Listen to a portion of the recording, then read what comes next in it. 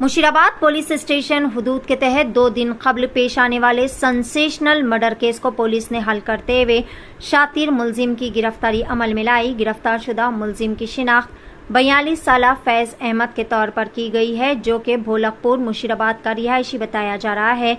बतारीख 14 मार्च को दिन दहाड़े यानी 12:20 के औकात में अवाम के बीचों बीच भीड़ भाड़ वाले इलाके में मुलजिम फैज़ अहमद ने रंजिश के तहत गौस नामी शख्स, जो कि चाय का स्टॉल चलाया करता है, इस पर मोहलिक हथियारों से कातिलाना हमला करते हुए बेरहमाना तरीके से गौस का कत्ल कर देने के बाद वहां से राह फरारी अख्तियार की थी।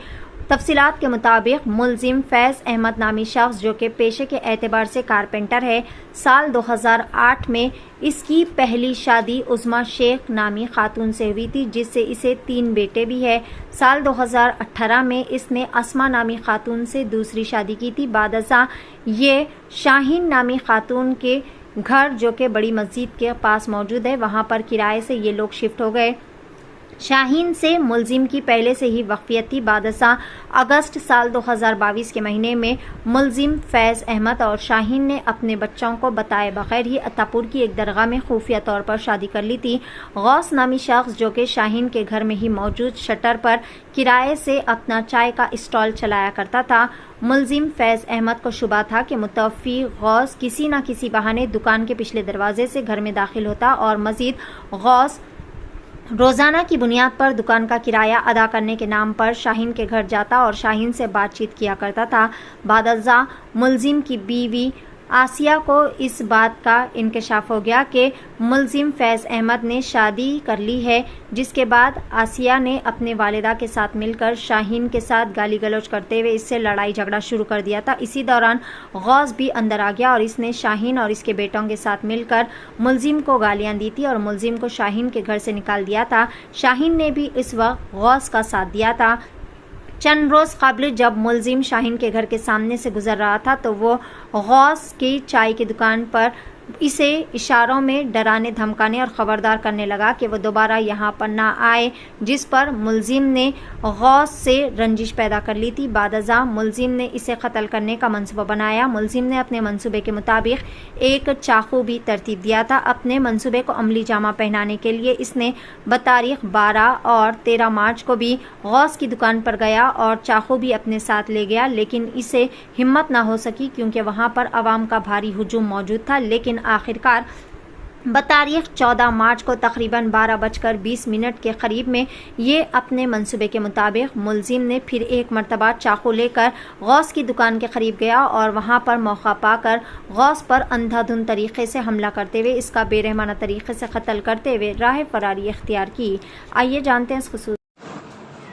महीने 14 तारीख को एक मुशीराबाद भोलकपुर एरिया में तागिर नगर के एरिया में एक मर्डर हुआ बोल के हमको समाचार आया था और समाचार देख के हमारा इंस्पेक्टर सीतैया और निरंजन को लेके हमारा डीसीपी साहब के अंडर सुपरविजन में हम लोग और सीन को गए। सीन को जाके पूरा फॉर्मालिटीज़ को कंप्लीट कर दे के इंजर्ड को गांधी हॉस्पिटल शिफ्ट करने के टाइम पे गांधी हॉस्पिटल पहुंचने के पहले ही उसका आदमी का इंतकाल हो गया था। इंतकाल होने के बाद वो इन्वेस्टिगेशन करे, वो केस की इन्वेस्टिगेशन करके फयाज अहमद बोल के एक आदमी लोकलाइड, इन लोग दोनों फयाज अहमद एंड गौसुद्दीन दोनों दोस्तां थे। पहले छोटे छोटे मसले पे उन लोगों को थोड़ा 2-3 बार गड़बड़ हुआ था। गड़बड़ होने के बाद एक के ऊपर एक गर्ज कर लिए थे। होने के बाद फिर एक दिन चांद दे के उसको ख़त्म करने के लिए प्लान करके फयाजुद्दीन एक दिन 14 तारीख के दिन नमाज के पहले, आफ्टरनून नमाज के पहले जाके उसके टी स्टॉल पे जाके हमला करा, चाकू से हमला करके भाग गया वहाँ से। आज सवेरे हमारा मुशीराबाद इंस्पेक्टर और चिकटवैली इंस्पेक्टर दोनों टीम्स बना के, स्पेशल टीम्स बना के ऑफेंडर को पकड़े और अभी कोर्ट को जुडिशियल कस्टडी को भेज देते हैं। Thank you.